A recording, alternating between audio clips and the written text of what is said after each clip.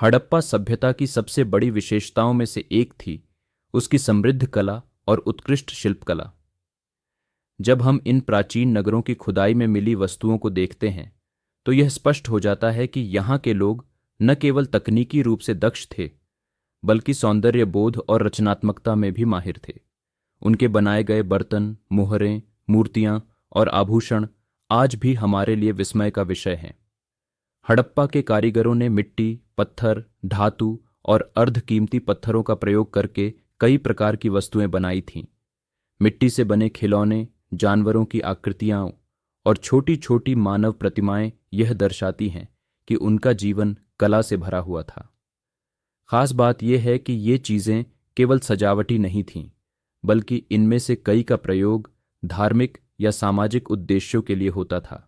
एक प्रसिद्ध कृति है नृत्य करती लड़की की कांस्य मूर्ति। यह लगभग 4000 साल पुरानी मूर्ति केवल 10 सेंटीमीटर लंबी है, लेकिन इसमें जो आत्मविश्वास, सहजता और जीवन है वह किसी भी आधुनिक कलाकार को हैरान कर दे। उसकी एक हाथ कमर पर टिका हुआ है और दूसरी हाथ लहराता हुआ, जैसे वह किसी संगीत की धुन पर थिरक रही हो।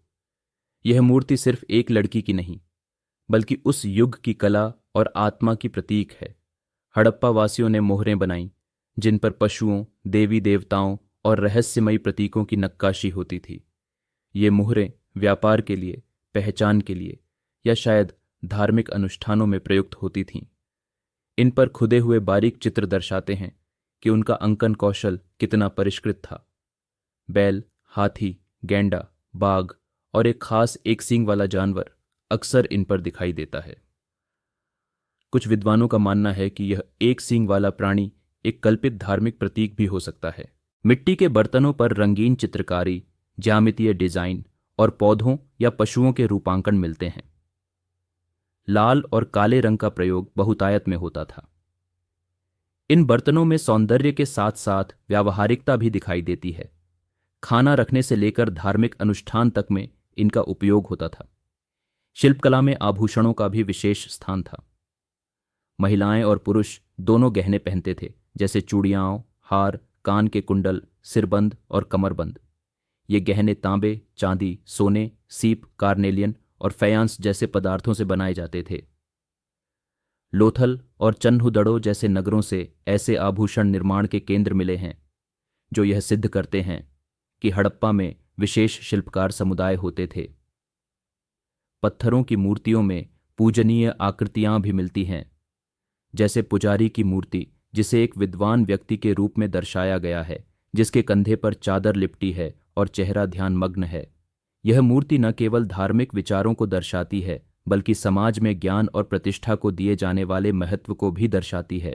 इन सभी कलात्मक वस्तुओं की एक विशेष बात यह है कि वे आज भी तकनीकी दृष्टि से प्रभावशाली लगती हैं।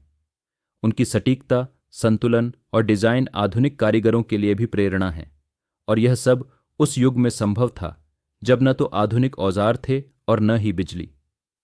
हड़प्पा की कला और शिल्पकला हमें न केवल उनके सौंदर्य बोध और तकनीकी दक्षता की झलक देती है, बल्कि यह भी दिखाती है कि वे लोग अपने जीवन को रंगों, आकृतियों और रचनात्मकता से भरने में कितने निपुण थे।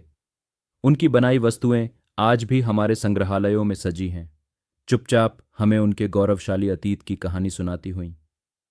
अगर आपको यह यात्रा रोचक लगी हो तो वीडियो को लाइक करें और बने रहें इंडिया इन 5 मिनट्स के साथ, क्योंकि यह तो बस शुरुआत है। धन्यवाद।